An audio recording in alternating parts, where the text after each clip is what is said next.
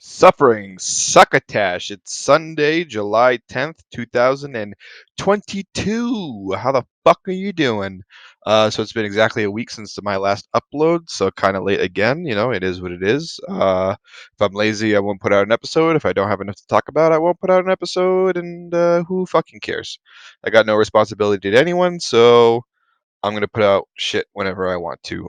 Again, I would like to be consistent, but you know, I don't know. It is what it is.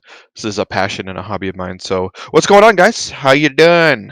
Um, yeah. So this episode is going to be a little bit heavy on the anime, just because I have more to talk about and more I wanted to discuss, and I had a little bit less to talk about in terms of my other stuff. Like there's no D&D update. We didn't get to play, unfortunately, and there is no LEC or LCS this weekend. So the League of Legends part is going to be a little short. So I'm sure some people are pretty stoked on that. But let's get right into it. So first, we're going to start off with the UFC. It just happened yesterday. I did not watch this because I didn't give a fuck. I didn't really care.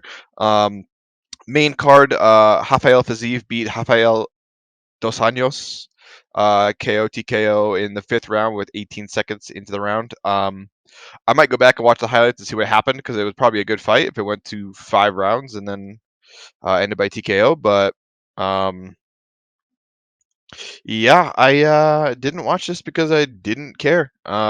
Truth be told, I didn't really see any card or any fights on the card that I actually cared about. So, you know, if I don't care, I'm not gonna stay up and I'm not gonna watch it. What else do I see here? Saeed Nurmagomedov, another Dagestanian, he won. Not surprising. Those guys are fucking killers. Um, what else do we have here? Anybody else I recognize? A couple canceled fights. What about this prelim card? Cody Brundage, whose name I recognize, won by TKO in 3 minutes and 50 seconds into the fight.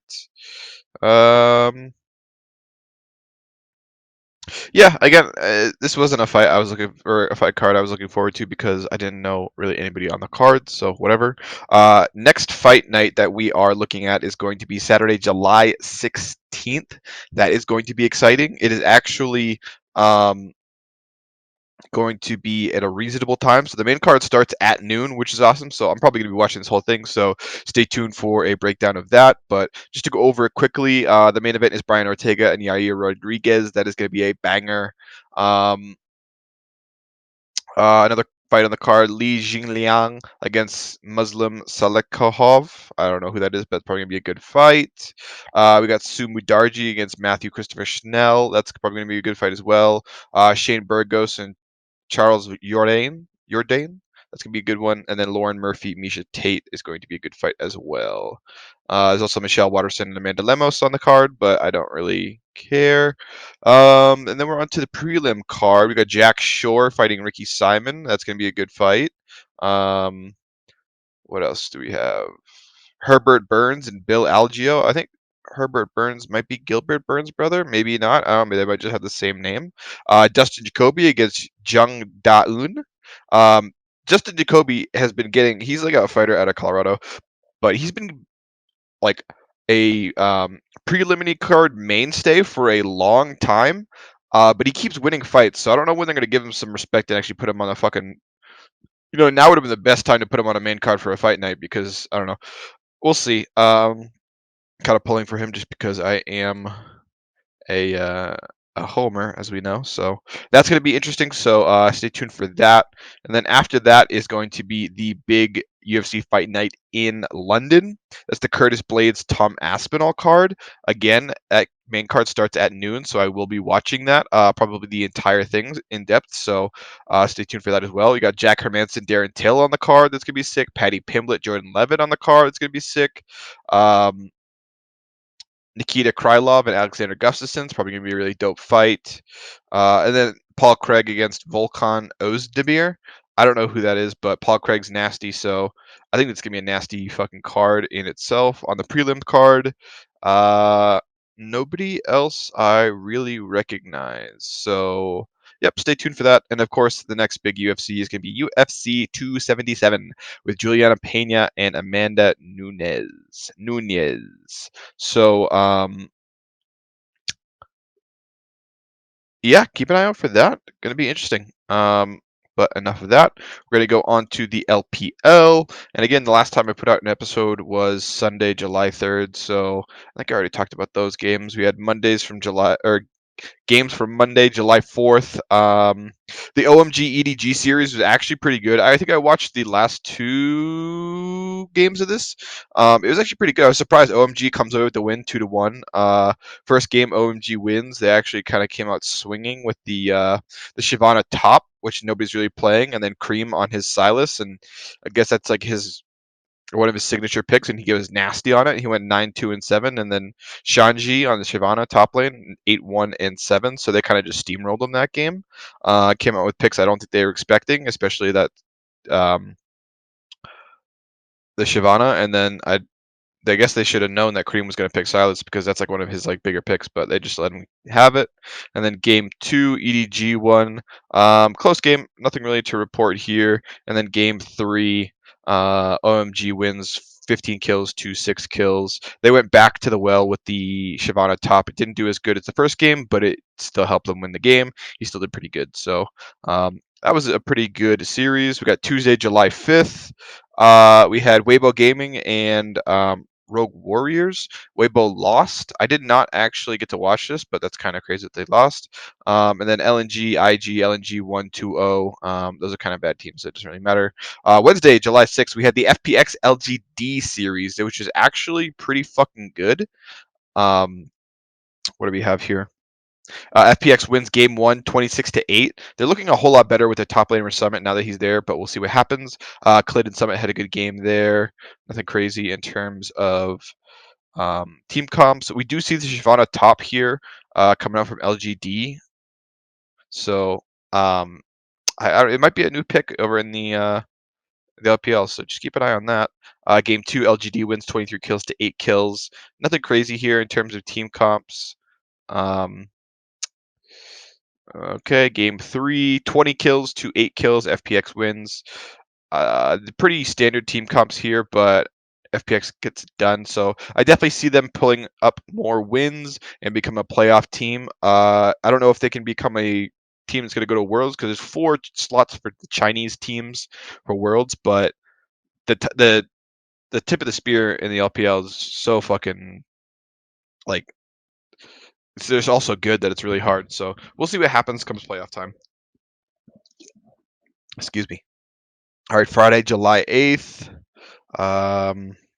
JDG, LNG. I watched a couple games of that series and it was all right. It wasn't anything that's going to blow you away. It was like a pretty good series, but I think JDG just did not play as well as they should have. But they ended up winning the series 2-1. Nothing really crazy here. It was an entertaining series, but nothing too wild. We had OMGWE. I didn't get to watch that. Saturday, July 9th. We had the top esports RNG series. This was an absolute banger. I watched every single game. The first game, top esports comes out and absolutely stomps them with 23-2 in terms of kills. Nothing crazy here in terms of team comps, but yeah, they just came out swinging. And Top Esports looking like one of the best teams in the league against RNG. Game 2, RNG wins 13 kills to 5 kills. Nothing crazy here in terms of team comps. Got the Vi jungle again, which I don't really like. But then we also have Game 3, Top Esports won 14-5. Nothing crazy here in terms of team comps. Knight got Silas this game. He went 7-0-3. Another signature pick for him as well. Really good series, very entertaining. So if you guys are not watching LPL, definitely take a look into that. Pardon me. And the other 2 games on Saturday, I didn't really care about because they weren't that good. It was just the top esports RNG series that I really cared about. And then today we had EDG V5, which I actually watched. It was a 2-0, a swift 2-0 by V5 with Rookie back in the lineup after he went through the COVID protocol. And goddamn, they are looking really good. Again, like that whole like tip of the spear, who's going to be able to make it to Worlds this year? It's like I'm assuming it's going to be V5, Top Esports, RNG, and then that leaves one more spot, and that could be literally anybody. It could be EDG, it could be FPX, it could be some other team that slides in there. So we don't really fucking know. It's kind of really hard to tell in terms of the LPL who's going to be the best team until the playoffs show up. But it's looking like V5, RNG, and Top Esports are the three best teams, so I'm expecting them to go to Worlds. So we'd like to see them on the international stage. But back to this series, V5 wins 2-0. First game 16-6 in terms of kills. Not really seeing anything crazy here in terms of team comps, but Rookie again is back and he's went 3-1-11 on the Talia. So he had a pretty good game. Fodic went 10-1-4 on the Callista. And game 2, V5 won 16 kills to 11 kills. Rookie back on the Talia, so that might be like a signature pocket pick for him. They might just have to start 1, 2, 3 banning it. All right, on to next week, Monday. We got FPX LNG. That should be a good series. JDG is playing. Who are they playing? It's not Vici Gaming anymore. Is it Vici Gaming? I think it's Rare Atom now, but doesn't really matter. Tuesday, we have RNGWE, another crazy series. OMG Top Esports on Tuesday is going to be a good series at 5 a.m., so I'll be talking about that. Wednesday, July 13th, EDG is playing, but they're not playing a good team. Thursday, July 14th, no good series. Friday, we got WEJDG, not that great. RNG LNG might be a good series. Saturday, we have OMG FPX. That's going to be a good series. Then we have EDG Top Esports. That is going to be a banger series. So I won't be able to watch the OMG FPX series because it's at like midnight. But I will be able to watch the EDG Top Esports series because it starts at 5 a.m. So we will be looking forward to that. Then also on Sunday, we have V5 playing Weibo Gaming. That should be a good series. I'm not sure. I feel like V5 still wins that, but should be close. And then that is it for the LPL. We'll do a quick LCK rundown. Let's see. So Sunday, July 3rd, I already talked about those games. Wednesday, July 6th, nothing really that good. July 7th, Thursday, we had DRX beating Damwon, and that's a pretty good turnout for them. Pretty good series. Looks like game 1, DRX won 20 kills to 5. Looking at team comps here quickly. Nothing that interesting. Oh, Canyon pulled out the Belveth, and he went 0-3. So that is cool. What else do we have here? Game 2, Demon wins 15 kills to 7 kills. Canyon did not pull out the Belveth again. Game 3, DRX won 15 to 6 in terms of kills. And then team comp wise, yeah, again, nothing crazy here. So I'm wondering if we're going to see more Belveth at all, but we'll see. July 8th, we had the big T1 Gen G series. So this one I did not get to watch, but it was supposedly a banger. So game 1, Gen G won 9 kills to 3 kills. Pretty low in terms of kill score, but nothing crazy here in terms of team comps. If there's anything interesting, I would point it out. Game 2, 13 kills to 8 kills. T1 takes the win. Nothing crazy in terms of team comps. Chovy went played a Kali, which is pretty interesting because you don't see a whole lot of that right now. But and then game 3, T1 takes the win, 9 kills to 3 kills. So I guess this series wasn't as action packed as everyone thought it was going to be, but T1 pulls out the win. So there you go. Then what else do we have here? Saturday, July 9th. No good games. And today, Genji beats DRX. We've got some Shyvana top as well. Interesting here. And then some Hecarim jungle. Interesting. You don't really see a whole lot of that. And then we also have Skarner jungle. You don't really see a lot of that either. So interesting. Genji 1-2-0. So nothing really crazy to bring up. Looking for next week's games. Nothing super interesting here. DRX T1 this Saturday, July 16th. That should be an interesting series. I'll probably check in on that. And then that's about it for the LCK wrap up. Nothing super interesting in terms of games. But you know, I always like to tune into the LCK just because it is one of the better regions. Excuse me, one of the better regions in the world. So that is always super interesting. But again, LPL I'll probably do a little bit more deep dive into. And then again, there is no LEC or LCS this weekend. They were taking a break, so we're coming back strong next weekend. Let's take a look at the LEC. It's going to be Friday, July 15th. Games to look forward to is going to be that Vitality Rogue game at 2 p.m. on the Friday. Every other game is kind of going to be one-sided or not interesting. Then Saturday, July 16th, okay, it only looks like Vitality Fanatics. So keep an eye out on Vitality this weekend. We'll see what happens if they can bounce back and to see if they put Bo in the lineup, who is their Chinese jungler, who's an absolute fucking animal. So Friday, Saturday, 2 p.m. game, 1 p.m. game. So sleep in a little bit, catch some sleep, and then wake up for these games because those are probably going to be good. So Friday, we are looking at Vitality versus Rogue, 2 p.m. And Saturday, we are looking at Vitality versus Fnatic at 1 p.m. All right, let's go to the LCS and see if we have anything interesting. Again, the LCS sucks dick, so don't expect any super interesting matchups. But all right, we got July 16th on the Saturday. One good game potentially is going to be that TSM Cloud9 game at 4:30 p.m. That should be pretty good. Every other matchup is kind of fucking iffy or just boring. Then we got Sunday, July 17th. We've got EG Team Liquid at 3:30. That's going to be a banger, so keep an eye out for that. And then we also have CLG 100 Thieves at 2:30, which could potentially be a good game. So Saturday, keep an eye out for the 4:30 game. And Sunday, keep an eye out for the 2:30 and 3:30 games. But I'll probably just be going over those quickly. But again, there is no games this weekend, so I can't talk about them. But that is going to be it for the League of Legends wrap up. So also again, no LC, no LCS this weekend, and also no D&D update. Unfortunately, we did not get to play this week or this weekend. It just is what it is. Scheduling conflicts. People have lives. I completely understand. But yeah. So next, I think we are going to be getting into the bodybuilding update. So as I've mentioned before, I am competing in the OCB Natural here in Denver on August 20th, which is a Saturday. So I'm officially 6 weeks out. So that's exciting. Just really working on posing. I need to still build a posing routine, get a posing song.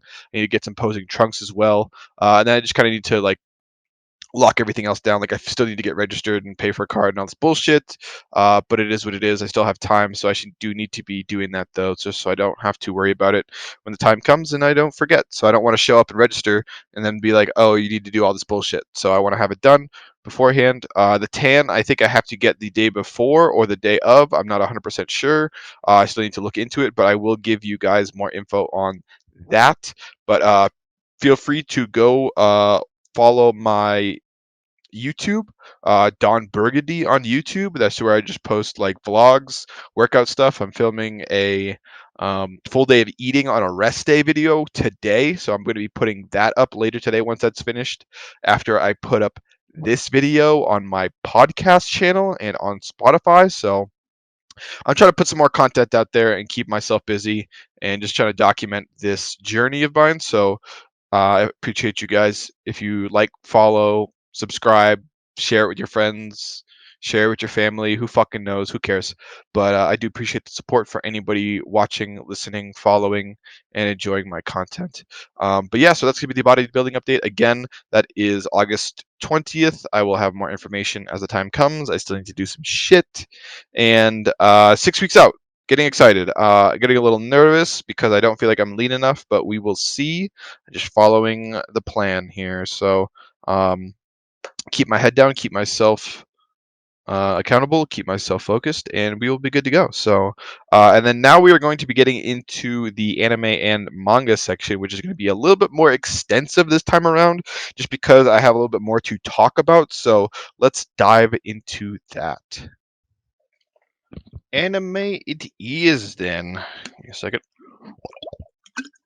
Sip of water there. All right, so I had mentioned this last episode, so I did end up finishing Trigun, and overall, I'm going to give it a 5.5, 5. I'll give it a 5. I thought it was like interesting. I like the character design, I like the aesthetic, and I like the universe, but it was just all over the place. It fucking I don't know, man. It just didn't explain anything. Like all these like vague concepts. It was literally just all over the place. So, um, I don't know. I would say give it a watch still, just because it is one of those iconic anime. But I don't know. I could go into a full in-depth breakdown, but that'd be like a fucking hour-long thing. So that's something I'd also want to prepare for. So I don't want to do that right now. But overall, I'm giving it a 5. It was decent. I am more excited to see the new Trigun Stampede. So again, I would, if you're gonna watch the new Trigun Stampede, I would watch this original Trigun, 26 episodes. I'd watch it at 1.5 to 2 times speed, because it is kind of fucking all over the place. Again, the first 12 episodes are pretty decent, and then after that, it kind of goes off the rails a little bit. But I don't know, it was good. Not very cohesive, but I still watched it just because, just to say, it's some of that nostalgia, and just to really give it a good watch through and a good understanding and a good rating before I kind of really gave my opinion on it. So again, we're gonna give it a 5. Not much else I could say about that, really. And then next, we're going to get into some stuff I've been watching recently. So I actually just finished the second season of Megalobox. So that is also going to be um, my anime recommendation for this episode is going to be Megalobox. So definitely go and watch that. It is a series about boxing.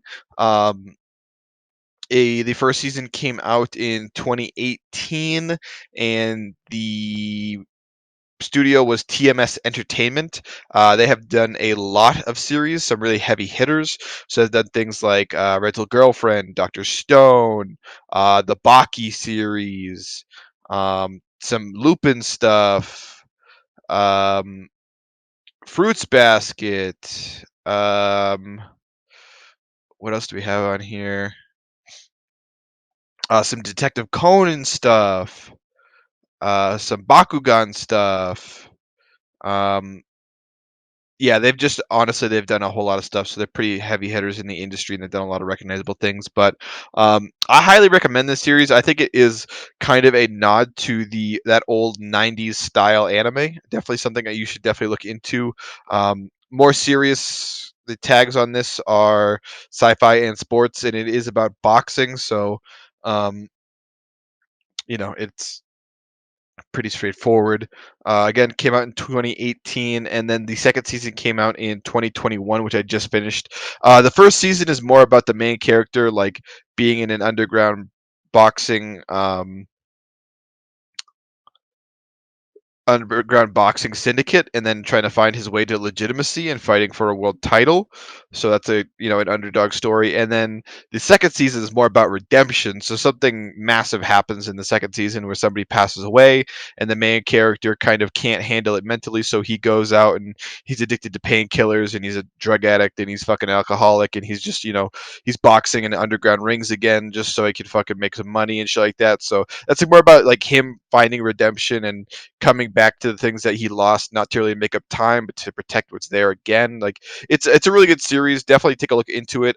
The animation again is like that '90s style, so it's not going to be like super like kawaii and big eyes and shit like that. So it is more of a actual serious take on anime. So definitely look into that Megalobox, and then go in and watch Megalobox season 2. Really fucking good stuff here. So I'm going to give Megalobox as a whole, that's going to be about a 7.5, maybe an 8. I think I'm going to give it an 8 just because the second season really kind of picked it up for me. The score on my anime list is 7.89, so I'm going to give it an 8. I really think it was good. Definitely worth the watch. 2 seasons there, so there's a whole lot of content for you to binge through. So get a chance, watch some Megalobox, get your dick wet.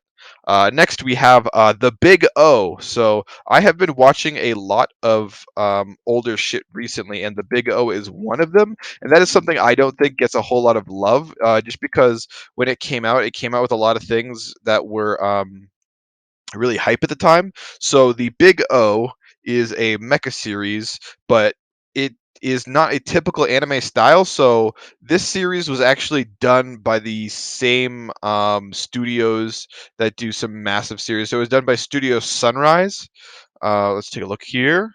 And Studio Sunrise, another heavy hitter in the industry. They've done a lot of Mobile Suit Gundam series. They've done a lot of, yeah, there's a whole lot of Mobile Suit Gundam series here. Um, what else have they done?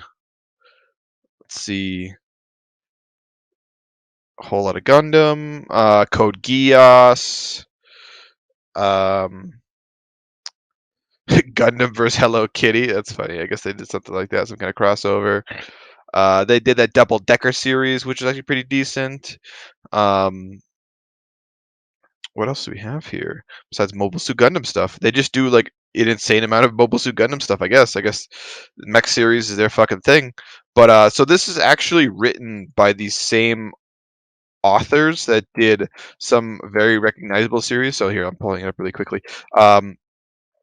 So pull this up. So the writer of the series is called Hajime Yatake, which apparently is a pseudonym for a collective of contributions of the Sunrise Animation staff. So it's not just one person; it's just like a large group of people from the Sunrise Animation staff.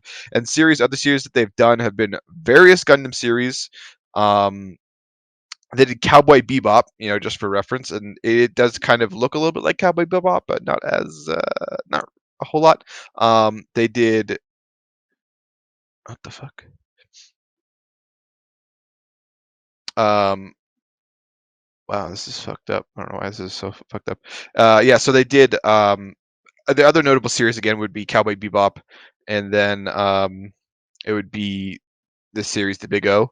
Um, and obviously a shitload of Gundam series, but they've done a bunch of other random stuff. It's just not stuff that I think is very noticeable or memorable. But this is another classic here. So I'm a few episodes through, and this is something that aired on Toonami, and I always used to watch it, but I never really got a chance to watch the whole thing all the way through. So I am doing that now, and I will keep you guys updated, and I will give my review and rating once it is finished. But it is so if anybody knows about um, the original Batman animated series, that would be by the same company, and they look almost identical. Like the animation is like insanely identical. It's like very fucking similar with like those weird pointy fingers and stuff like that. But very unique. It's like they call it the genres are mecha, tech noir, and neo noir. So it's got like a lot of like detective-esque backgrounds to it. So this is something that I think is a really good series so far. Um, so it's a Japanese mecha anime television series created by designer Keiichi Sato, which I'll go into more depth, and director Kazuyoshi Katayama for Sunrise, the animation staff.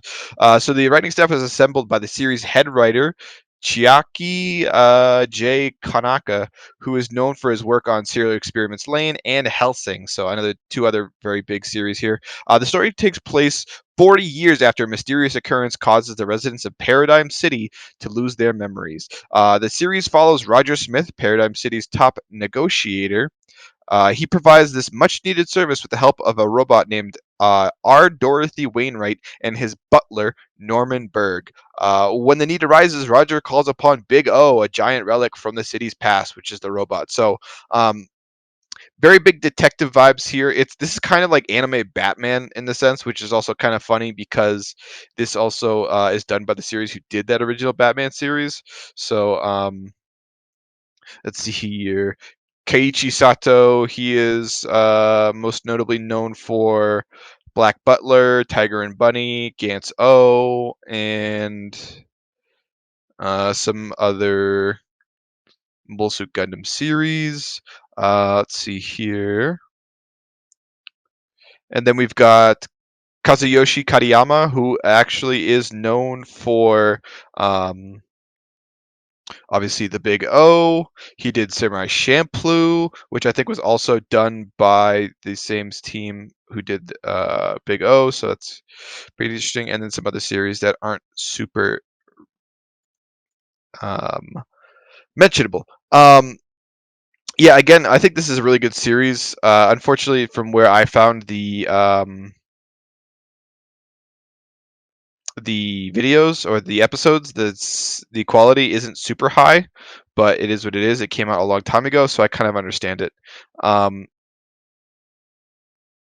Again, this is just a dope series that's just like not your typical. So here's a little another brief little blurb is this the television series was designed as a tribute to Japanese and Western shows from the 1960s and 1970s. The series is presented in the style of film noir and combines themes of detective fiction and mecha anime. The set pieces are reminiscent of tokusatsu productions in the 1950s and 60s, particularly Toho's kaiju movies, and the score is an electric mix of styles and musical homages.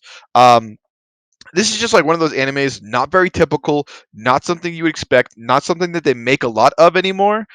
So again, this is something you should definitely check out. Something I'm going to be finishing, and then something I'm going to be giving my rating on. But I think this is probably going to get something a pretty high rating from me, depending on how it ends. I heard the ending is a little iffy, but I don't really give a fuck. If it's good, it's good. But I will give it my own watch, and then give it my own opinions, and then go from there. But again, the Big O, get your dick wet, go fucking watch it. It's kind of like, I don't want to say underground, but it's very niche in terms of anime fandom. Like I was like trying to look up like iPhone wallpapers of the Big O later or earlier this week. I just couldn't fucking find anything. It's just not one of those things where everyone's like super all over it. Where it's like, Cowboy Bebop and Trigun. Like you'll find fucking wallpapers that all over the place. When I mean, I agree, Cowboy Bebop is a 9 on a scale of 10, and but Trigun's like more of a 5 on a scale of 10. So it's like I don't get the hype of why it's so popular when I think the Big O is clearly better. But I don't know. We'll see. I'm on like episode 5 or something like that right now, and it has 26 episodes. So I will be plowing through that, and I will be giving you guys my breakdown of it. It has a 7.53 on my anime list, so I might be rating it higher, or might be justified. So yep, take a look into that. Get your dick wet and fucking watch that. That is a good series. So next, we're going to go on to a series that I'm actually watching this season. Kind of give it a breakdown and give you guys a little bit of what I've already watched in terms of episodes. Mm, excuse me. So I am watching The Devil is a Part-Timer Season 2. The first episode has not come out yet. It looks like it's slotted for July 14th. So just a few more days, baby. Here we go. But Overlord. So I watched the first episode of Overlord, which aired on the 5th of this month, and it was pretty good. Animation looking pretty crisp. Did by Studio Madhouse. This series got a lot of hype and critical acclaim when the first season dropped a long time ago. But this most recent season of it, Overlord season 3, had some iffy animation that people were not stoked on. They're pretty upset about. So I'm hoping this one brings it back. I don't really know what is going to happen because I don't really follow this series pretty heavily. It is a light novel series, so I don't read light novels, so I don't really know what's going on. I can't really read the manga because there isn't really a manga for it. So, but I do like the series, so I'll keep an eye out for that. Episode 1 was good. It was a lot of exposition, a lot of setting things up, which you kind of expect. There was no, sometimes they'll do like a full episode of just straight recap, which I don't really like, but sometimes it's necessary, especially with the long gaps between the seasons. But I didn't really care. I didn't need a recap. Doesn't really matter. Just pick it up. I just want to see some cool shit. Next, we've got Classroom of the Elite Season 2. Watched the first episode. It aired on the 4th of this month. Pretty good. Again, another series that didn't give me a recap, but I didn't really fucking care because I don't really care about the story. I'm just kind of like, watching it because it's like relatively interesting. Um, First episode kind of brings you right into what's going to go on with this season, which is good. The last season of this aired a super long time ago, so don't really remember what happened. Kind of don't fucking care. I'm just gonna watch it. I don't really care. And then we're on to Call of the Night, aired a couple days ago. It aired. Looks like the 8th of this month.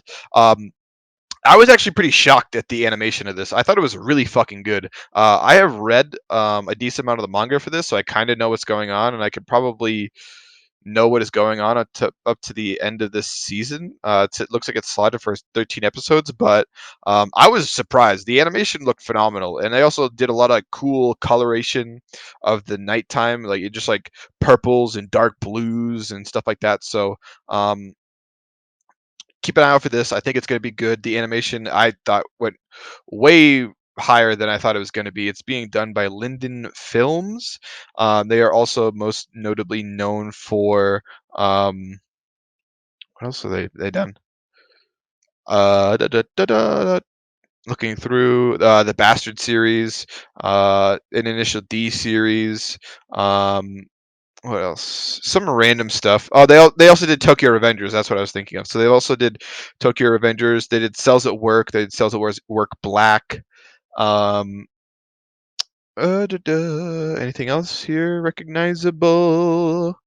And then nothing else off the top of my head that I really recognize. So, oh, they did Killing Bites, which I didn't watch, but kind of like a meme series, so whatever. They did some Berserk stuff, and yeah, okay, that's about it. So, interesting. Keep an eye out for that. Next, we have Is It Wrong to Try and Pick Up a Girls in a Dungeon, season 4? Yeah, season 4.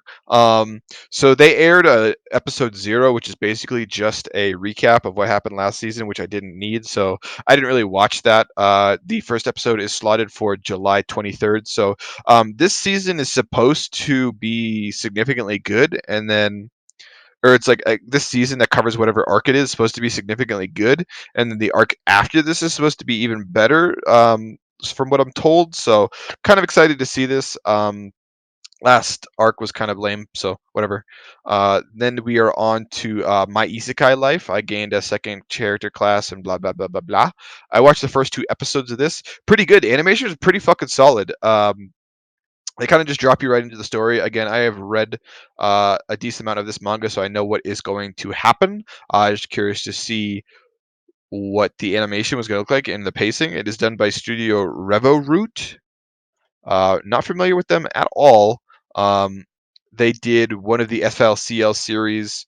It looks like they've only done a handful of things, so relatively new studio. But they did the FLCL alternative, which I didn't watch, but I heard the animation was good, but the story was a little iffy. Um, we're watching also Harem in the Labyrinth of Another World. Animation through the roof. Um, this is a series that's also been, or a Studio Passion. They also did some other notable series that were super like etchy series, like Ishizoku Reviewers, and then some other stuff like that. But so there's 2 versions of this. There is a censored and uncensored version. If you are cool with um, blood, guts, and nipples, then you should watch the uncensored version. If not, then the censored version is for you. This studio also did Roka, Brave of the Six Flowers. That was a really good series that I actually really enjoyed. That's something I might actually rewatch. I was hoping this would get another season, but I think this is something that might come back around. So we will see what happens with that. Um, I might talk about that in a later episode, but yeah. Harriman in the Labyrinth of Another World is all right. It's like I've read a lot of this manga too, so I think it's all right. Kind of just wanted to see what the animation is going to look like, and it's already through the roof. So I guess I'll be talking about that a little bit more. What else do we have this season? We have Isekai Oji-san, which I am really excited for. I've talked about before on this podcast. I really like this series. I've read a lot of the manga. I think it's fucking hilarious, and the artwork is pretty all over the place. But so my first um what's the word for it?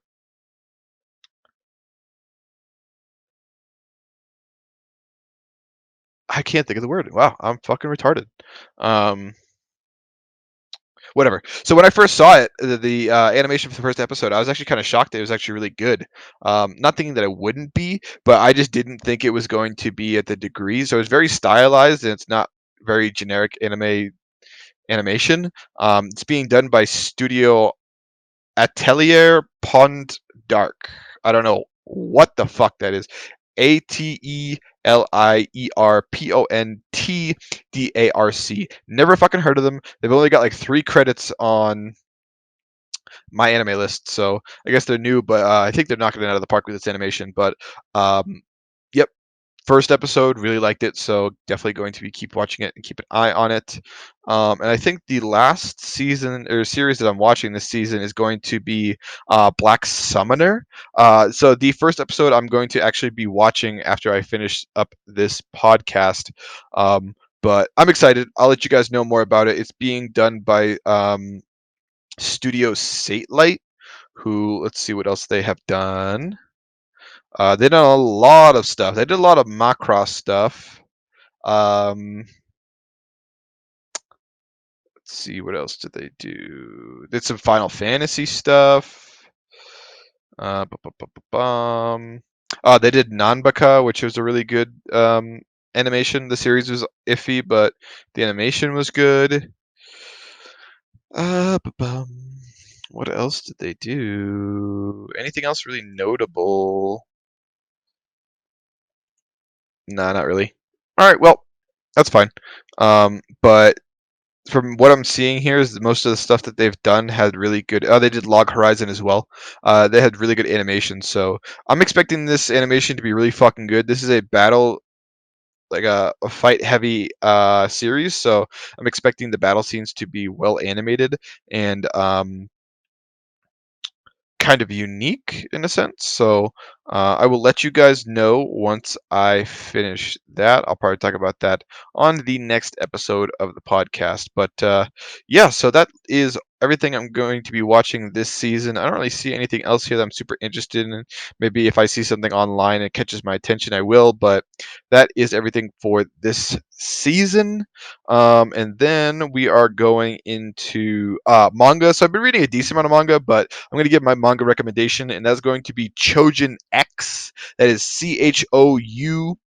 Choujin. So this series is actually written by Ishida Sui. Ischidasui. That person or that artist is most notably known for doing the Tokyo Ghoul series. Uh, and if you've ever watched or read Tokyo Ghoul, it's a very unique series. It gets a lot of hype. I think it's a good series, but I don't think it's like deserving of all the hype that it gets. It's kind of just like super edgy and whatever.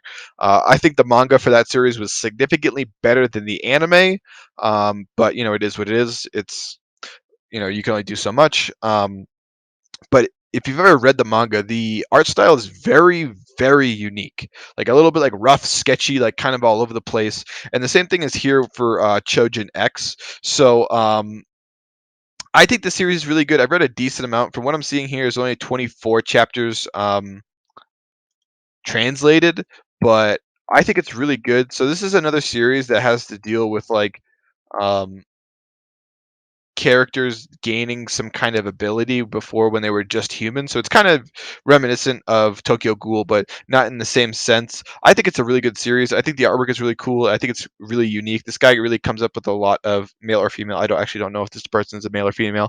But this person comes up with a lot of very unique ideas and like very unique like themes and things like that. So a quick synopsis here is Azuma Higashi has great fighting skills as well as a strong sense of justice, and also always gets good grades in his class. His friend Tokyo Kurohara, who's the main character, Tokyo is the main character, is the complete opposite of Azuma. He does not listen in class and is a bystander when Azuma fights. Different as they may be, their bond is very strong nevertheless. They live in the Yamato Prefecture, where the district has almost been destroyed by Chojins, which are basically just like people with like quote supernatural powers or like whatever the fuck. It's just kind of like it's like a blanket like term for supernatural powers, and there's all kinds of shit that goes on.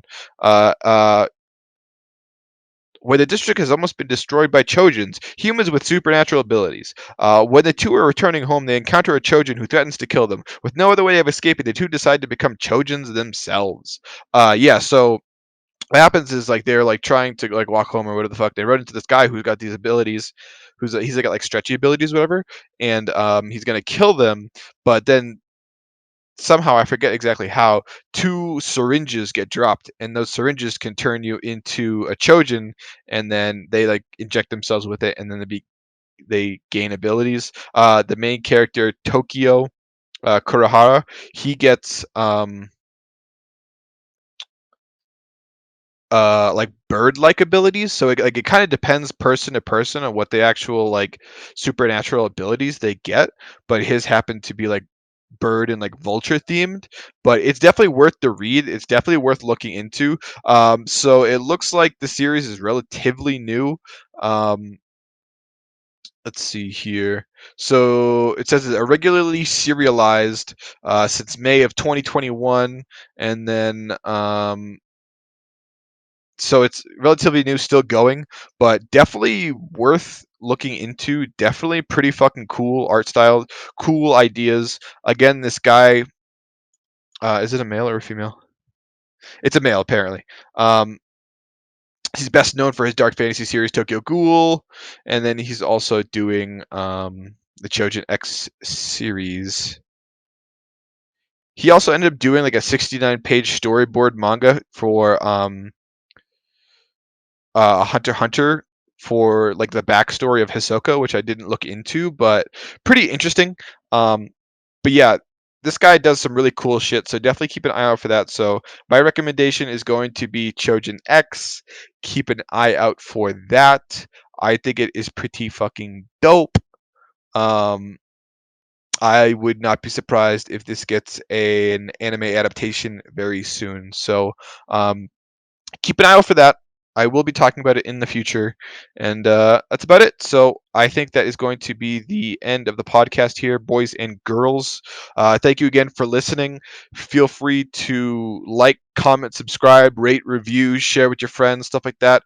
All the information about my social media links is going to be in the description below. You can find this podcast on YouTube and um, Spotify. I also have an Instagram page for this called Back by Bone Podcast. I don't really have anything posted on there, so I don't really have it. I just made sure I got the actual name for it. So, I'll probably start posting on there at some point, maybe later in the future. We'll see what's going on. But yeah, thanks, guys. Appreciate it. Again, this is Don Burgundy, aka Chris. Thank you guys for listening. Again, like, comment, subscribe. Help me fucking blow up here, boys and girls, so I can quit my day job. Appreciate you guys, and I'll catch you in the next episode. Peace.